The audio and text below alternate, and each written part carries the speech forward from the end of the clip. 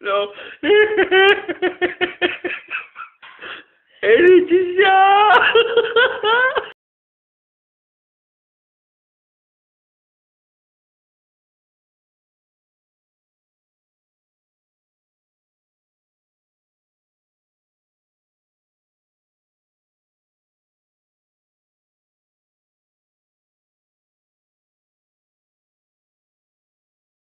Des médecins ont rapporté le cas clinique d'une femme morte dans son rire après avoir entendu une bonne blague sur son lieu de travail.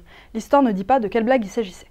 Mais il s'avère que la rigolade n'était pas vraiment la cause première du décès. La femme en question souffrait de graves problèmes cardiaques causés par son traitement contre la schizophrénie. En gros, sa dernière poilade a été l'étincelle qui a déclenché l'incendie, mais le terrain était déjà bien miné à la base. C'est un arrêt cardio-respiratoire qui l'a finalement emporté. Quoi qu'il en soit, les morts par rigolade sont hyper rares, il n'y en a pratiquement aucune trace dans la littérature scientifique. Par contre, ce qu'on y trouve, ce sont les désagréments que le rire peut entraîner sur le corps humain. Et il y en a un paquet. Syncope, anomalie cardiaque, inhalation de corps étrangers, déclenchement de crise d'asthme. On peut aussi faire ressortir une hernie ou se décrocher la mâchoire. Une bonne tranche de rigolade peut en outre causer une cataplexie, c'est-à-dire une perte soudaine de tonus musculaire, ou provoquer l'incontinence. Tout ça c'est vrai, mais au final, se fendre la poire, ça fait plus de bien que de mal. Et c'est pas moi qui le dis, mais c'est Méta-Analyse qui compile à elle deux près de 1000 articles scientifiques sur le sujet. Et pour aborder les bienfaits du rire sur la santé, venez découvrir avec nous les joyeusetés du yoga du rire.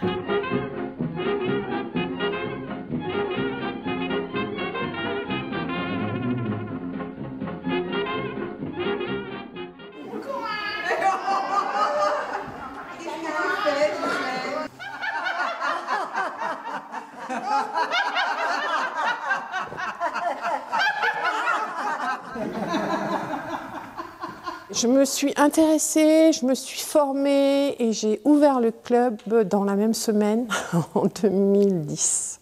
J'ai fait une formation par l'École internationale du rire et donc c'est Corinne Cosseron qui a ouvert cette école ici en France et tous les animateurs et rigologues sont formés par cette école du rire. Alors maintenant on va se balader un petit peu. Je trouvais que ça me manquait parce qu'on n'a plus beaucoup de prétextes à faire la fête. Et je me suis dit, pourquoi pas faire la fête une fois par semaine. Bon, les points d'ancrage en fait, vraiment pour se rendre compte qu'on a des ailes. Et on lâche. Moi, ça m'a détaché des agressions extérieures. Et puis, ce rire me porte tous les jours en fait.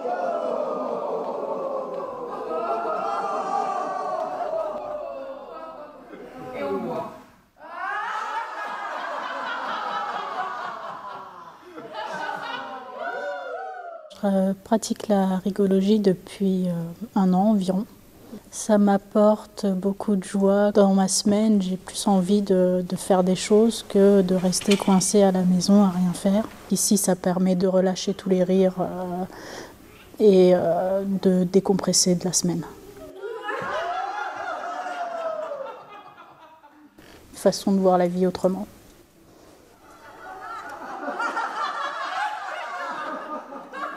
Le rire permet d'avoir une sensation d'ouverture en fait, physiquement déjà, même au niveau du regard. Et donc c'est très bon parce qu'on sécrète des endorphines qui sont quand même l'hormone de la bonne humeur. Stop! Faut que je ramène ma science. Non seulement le rire fait sécréter des hormones de bonheur, mais en plus, il diminue les taux d'hormones de stress dans le sérum sanguin, comme le cortisol et l'épinéphrine. Du coup, on est moins stressé, moins anxieux et moins en colère. Moins dépressif aussi, puisque ça modifie l'activité de la dopamine et de la sérotonine. Le rire lutte aussi contre l'insomnie, les pertes de mémoire et la démence. Et en plus, c'est régime. On peut dépenser près de 2000 calories en un seul jour de grosse marade. Mais les bienfaits du rire ne s'arrêtent pas là. Il permet de mieux supporter la douleur, diminue le risque d'infarctus, améliore la respiration et renforce le système immunitaire en stimulant la synthèse de lymphocytes T. Moralité: rire, c'est bon pour la santé. Même les scientifiques le confirment.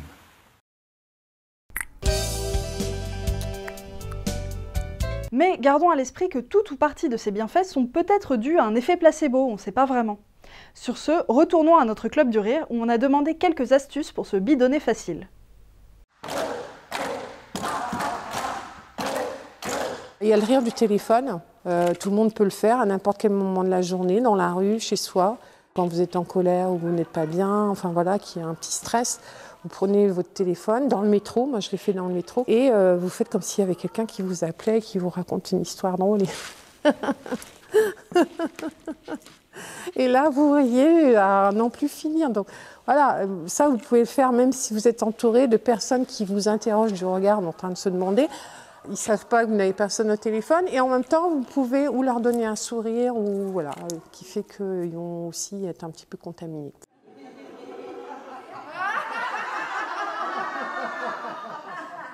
Rassemblons-nous, rassemblez-vous et soyez positifs. Intégrons le rire, le positif, la bienveillance, être attentif à l'autre et donner et recevoir tout ce qu'on peut avoir d'agréable.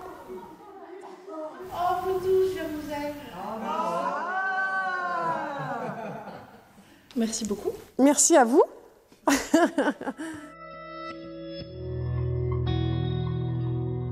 Et si on suivait les conseils de l'astronome André Braic?